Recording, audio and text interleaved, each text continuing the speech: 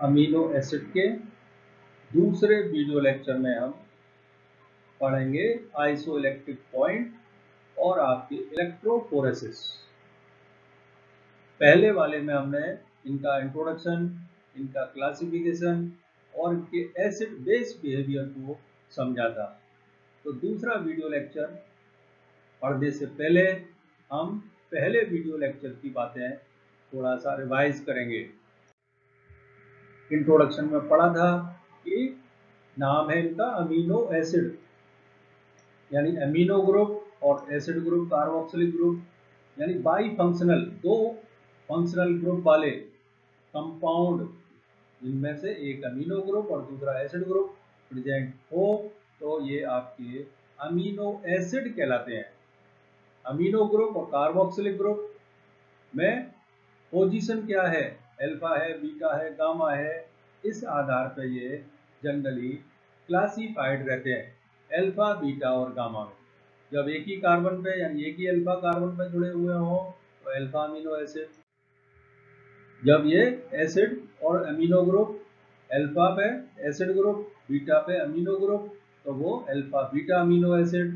जब अल्फा पे COOH, gamma पे NH2 ग्रुप, तो अल्फा गामा आपके अमीनो एसिड कहलाते हैं।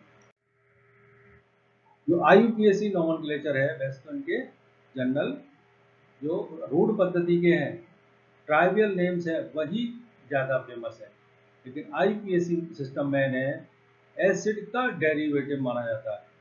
यानी अमीनो आपको सबस्टिट्यूएंट ग्रुप के रूप में लिखते हैं, इसका नाम 2 अमीनो एथेनोइक एसिड, और कॉमन नेम इसका बहुत फेमस है ग्लाइसिन। ऐसे ही इसका कॉमन नेम बहुत फेमस है एलानिन, जबकि IUPAC में 3 अमीनो प्रोपेनोइक एसिड। जो अमीनो एसिड्स हैं अब तक कुल लगभग 25-28 के करीब ज्ञात हैं, जिनमें से 10 ऐसे हैं जो कि बहुत ज़्यादा आवश्यक हैं, जिनकी डेफिशिएंसी होने पे हमारे अंदर कुछ बीमारियां आ जाती हैं, उनको हम कहते हैं एसेंशियल अमीनो एसिड। जब शरीर में इनकी कमी हो जाती है तो हम इन्हें बाहरी रूप से भोजन के रूप में जीव को उपलब्ध कराते हैं। इसके बाद उन्होंने इसका क्लासिफिकेशन स्ट्रक्चर के आधार पर, जब अमीनो एसिड में आपके ये जो चेन है, एल्किल चेन है, ये एलिफेटिक हो तो वो एलिफेटिक अमीनो एसिड कहलाते हैं। इसमें बहुत सारे नाम पड़े थे, glycine, alanine, serine, threonine, leucine, valine, arginine. Aromatic में आपके बेंजीन रिंग, फेनिल रिंग जरूर प्रेजेंट होती है, तो ये फेनिल एलानिन, टायरोसिन, थायरोक्सिन।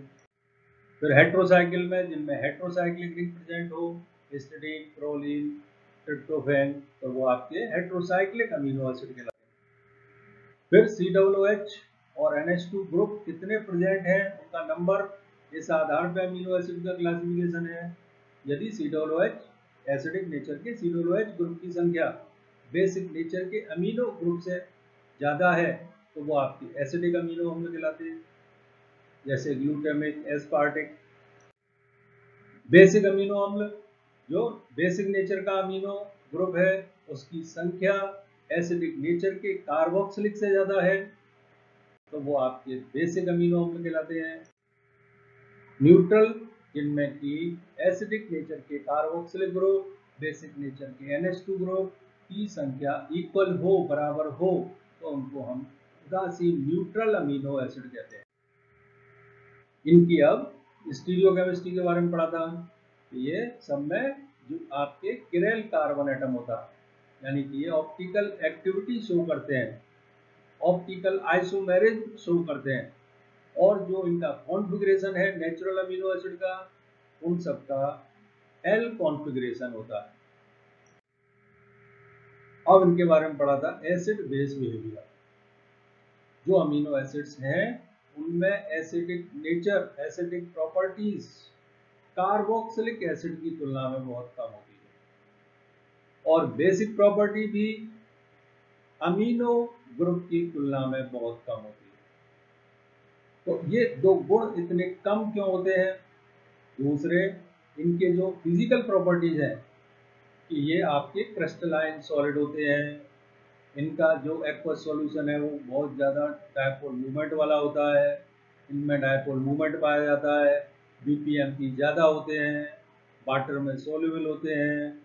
तो ये सारे जो गुण हैं, प्रॉपर्टीज़ हैं, वो ये शो करती है कि यहाँ इसमें इस तरह की साल्ट डाइपोलर स्ट्रक्चर है, जो एसिडिक नेचर का H है और जो बेसिक नेचर का NH2 ग्रुप है, ये आपस में रिएक्ट कर लेते हैं इंटरनली, यानी ये H प्लस यहाँ ट्रांसफर हो जाता है NH2 पे। तो अब इसमें जो बेसिक ग्रुप है वो COO minus carboxylate, amino group नहीं है NH2, उसकी जगह क्या है कार्बोक्सिलेट, जो कि बहुत वीक नेचर का होता है। और एसिडिक ग्रुप COOH नहीं है, उसकी जगह NH3 प्लस। तो इसलिए इनके एसिडिक और बेसिक प्रॉपर्टीज नेचर स्ट्रॉन्गनेस कम होती है, और इस डाइपोलर स्ट्रक्चर के कारण ये बिल्कुल साल्ट की तरह क्रिस्टलाइन सॉलिड है, वाटर में सॉल्युबल है, डाइपोल मूवमेंट है, ये सारी इसमें चीज़ें पाई जाती हैं। इसी को हम ज्विटर आयन या एम्पोलाइट आयन भी कहते हैं।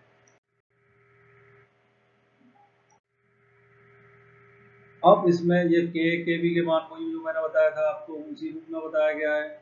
और भी इनके एसिड डिसोसिएशन कांस्टेंट और बेस डिसोसिएशन कांस्टेंट के आधार पर भी यहाँ प्रूव करके दिखाया गया है। ये एसिड डिसोसिएशन कांस्टेंट जो बताता है, इसकी वैल्यू हम प्रैक्टिकली शो कर सकते हैं, ज्ञात कर सकते हैं, मेजर कर सकते हैं। तो एमिनो ग्रुप नहीं है इसमें, जबकि क्या है कार्बोक्सिलेट आयन है। और केबी में मालूम पड़ता है कि इसमें जो आपके एसिडिक ग्रुप है वो आपके COOH नहीं है, उसकी जगह क्या है NH3 प्लस।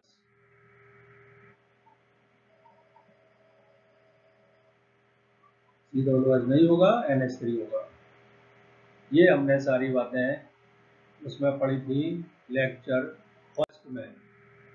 अब यहाँ लेक्चर सेकंड में हम पढ़ने जा रहे हैं आपके आइसोइलेक्ट्रिक पॉइंट और आपके सम विभव बिंदु। अमीनो अम्ल का धनायन कैथोड की ओर गति करेगा, जैसे एसिडिक सॉल्यूशन। यदि बेसिक है तो फिर किधर करेगा, एनोड की ओर। यदि विलयन में धनायन और ऋणायन, थर्ड और सेकंड आयन की कंसंट्रेशन बिल्कुल बराबर हो, तब आयनों का इलेक्ट्रोडों की ओर बिल्कुल भी माइग्रेशन नहीं होगा, क्योंकि एक मॉलिक्यूल समय इक्विलिब्रियम है। जितने समय धनायन के रूप में रह के कैथोड की ओर गति करेगा, उतने ही समय ऋणायन के रूप में रह के एनोड की तरफ गति करेगा। तो कुल मिला के वो बिल्कुल भी गति नहीं कर पाएगा, यानी कि धनायन के रूप में वह कैथोड की ओर जितनी दूर जाएगा, ऋणायन के रूप में वापस पीछे की ओर एनोड की तरफ आ जाएगा। इस प्रकार कुल मिला के आयनों का इलेक्ट्रोडों की ओर अभिगमन शून्य हो जाता है। अब विलयन की ऐसी अम्लता या क्षारकता, एसिडिटी और बेसिसिटी का वह पॉइंट, वह बिंदु, अर्थात वह पीएच या हाइड्रोजन आयन कंसंट्रेशन, जिस पर कोई अमीनो अम्ल इलेक्ट्रिक फील्ड लगाने पर, विद्युत विभव लगाने पर किसी भी इलेक्ट्रोड की ओर गति नहीं करता हो या विद्युत क्षेत्र से अप्रभावित रहता हो, समविभव बिंदु कहलाता है। किसी अमीनो अम्ल का समविभव बिंदु स्थिर होता है, ये इसका अभिलाक्षणिक कैरेक्टरिस्टिक फीचर है, यानी कि विभिन्न अमीनो अम्लों के समविभव बिंदु के मान अलग अलग होते हैं।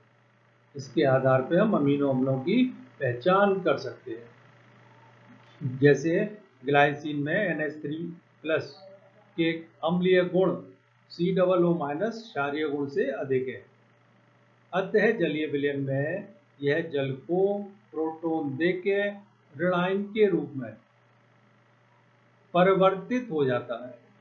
इस प्रकार जो हमारा एक्वस सॉल्यूशन है उसमें इस नेगेटिव आयन की कंसंट्रेशन ज़्यादा है, ये कंसंट्रेशन कम करनी है तो इसमें थोड़ा सा एसिड, यानी इक्विलिब्रियम को लेफ्ट हैंड साइड लाना, तो इसमें थोड़ा सा एसिड मिला दें तो आयन ये वापस से फर्स्ट में चेंज हो जाएगा। जब इक्विलिब्रियम आ जाएगा तो फिर कहीं गमन नहीं होगा। तो इस प्रकार अमीनो एसिड्स का संविभव बिंदु थोड़ा सा एसिडिटी की ओर, जिसकी पीएच 7 से थोड़ी कम हो, प्राप्त होता है। जैसे ग्लाइसिन का 6.1 है। इसके विपरीत यदि क्षारीय अमीनो अम्ल हो जैसे लाइसिन, तो उसके एक्वस सॉल्यूशन में आयन थर्ड यानी धनायन वाले आयन ज़्यादा होंगे। इसमें यदि थोड़ा सा बेस मिला दें तो आयन थर्ड की कंसंट्रेशन कम हो जाएगी, इक्विलिब्रियम स्थापित हो जाएगा और इस प्रकार अमीनो अम्ल का इसका संविभव बिंदु पीएच 7 से कुछ बेसिसिटी की ओर होता है, ज़्यादा होता है। लाइसिन का संविभव बिंदु 9.7 पर प्राप्त होता है। कुछ प्रमुख अमीनो एसिड्स के आइसोइलेक्ट्रिक पॉइंट संविभव बिंदु इस टेबल में दिए गए हैं। ग्लाइसिन का 6.1, एलानिन का 6.0, सीरीन का 5.7, प्रोलीन का 6.3, ये सारे न्यूट्रल हैं। फिर जो एसिडिक वाले हैं उनका बहुत ज़्यादा एसिड मिलाने पे आता है। एस्पार्टिक एसिड का 2.8, ग्लूटामिक एसिड का 3.2, लाइसिन बेसिन वाले का 9 से ज़्यादा। अब है वैद्युत कण संचलन, इलेक्ट्रोफोरेसिस। ये आपने पॉइंट पढ़ा होगा फर्स्ट ईयर में फिजिकल केमिस्ट्री में, कॉलोइडल वाले में। वैद्युत कण संचलन, वहाँ कॉलोइडी विलेन में इलेक्ट्रोड लगा दें तो कॉलोइडी कण, कॉलोइडिकल पार्टिकल इलेक्ट्रोडों की ओर चलने लग जाते हैं। वही बात यहाँ है कि इसके द्वारा, इलेक्ट्रोफोरेसिस के द्वारा डिफरेंट अमीनो एसिड्स को सेपरेट किया जा सकता है। यह इसलिए पॉसिबल है क्योंकि समविभव बिंदु पर, आइसोइलेक्ट्रिक पॉइंट पर अमीनो एसिड्स की सॉल्युबिलिटी कम होती है और आपके सॉल्युबल डाइपोलर आयंस की सॉल्युबिलिटी कंसंट्रेशन अधिकतम होती है। विलयन को एसिडिक या बेसिक करने पर अमीनो एसिड्स अधिक विलयशील धनायन थर्ड या सेकंड के रूप में होते हैं, अतः उस समय इनकी सॉल्युबिलिटी बढ़ जाती है। विभिन्न अमीनो अम्ल समविभव बिंदु से कम या अधिक पीएच पर आयनों के रूप में रहते हैं। इस बिंदु से अधिक पीएच पर इनके जो नेगेटिव आयन है कम पर पीएच पर धनायन के रूप में। अमीनो एसिड्स के मिक्सचर के विलयन में समविभव बिंदु के अतिरिक्त किसी अन्य पीएच पर विद्युत धारा प्रवाहित करने से अमीनो एसिड्स किसी इलेक्ट्रोड की ओर चलने लगते हैं। क्या करते हैं, फिल्टर पेपर पे बीच में अमीनो एसिड का मिक्सचर, ये यहाँ इलेक्ट्रोड लगा देते हैं। जब इलेक्ट्रिक करंट पास आउट करते हैं तो ये अमीनो एसिड्स कुछ कैथोड की ओर, कुछ एनोड की तरफ, यानी कि आपस में सेपरेट होने लगते हैं इस फिल्टर पेपर पे। ये यहाँ बना रखा है पेपर, विद्युत कण संचलन द्वारा अमीनो एसिड का सेपरेशन। ये ओरिजिनल पोजीशन है, विभव लगाने के बाद ये डिफरेंट फिल्टर पेपर पर डिफरेंट पोजीशन पे माइग्रेट होकर चले गए। ये आपके separate amino acids. Filter paper की पट्टी पर अमीनो एसिड के मिश्रण की एक बूंद रखकर फिल्टर पेपर के दोनों सिरों को ज्ञात पीएच वाले बफर विलयन में डुबो देते हैं। इसी विलयन में इलेक्ट्रोड भी डूबे रहते हैं। विद्युत धारा प्रवाहित करने पर डिफरेंट अमीनो एसिड्स इलेक्ट्रोडों की ओर डिफरेंट वेलोसिटी से गति करते हैं और वो आइसोलेट हो जाते हैं। इन्हें हम अलग कर लेते हैं। सोरेनसन फॉर्मल टाइट्रेशन, इसमें क्या होता है, अल्फा अमीनो एसिड की फॉर्मलिन सॉल्यूशन से अभिक्रिया करा के डाइमेथिलीन ग्लाइकोल और मेथिलीन ग्लाइकोल प्राप्त होते हैं। ये प्राप्त प्रोडक्ट का टाइट्रेशन स्टैंडर्ड बेस से करा के अमीनो एसिड्स की क्वांटिटेटिव रूप से हम आकलन करते हैं। इस पूरे चैप्टर में जिन रेफरेंस बुक्स का इस्तेमाल किया गया है वो है organic chemistry Morrison and Boyd, organic chemistry IL Finar, और मेन इम्पोर्टेंट जो कंट्रीब्यूशन है वो organic chemistry CS10, Vardhaman Mahaveer open university Kota. धन्यवाद।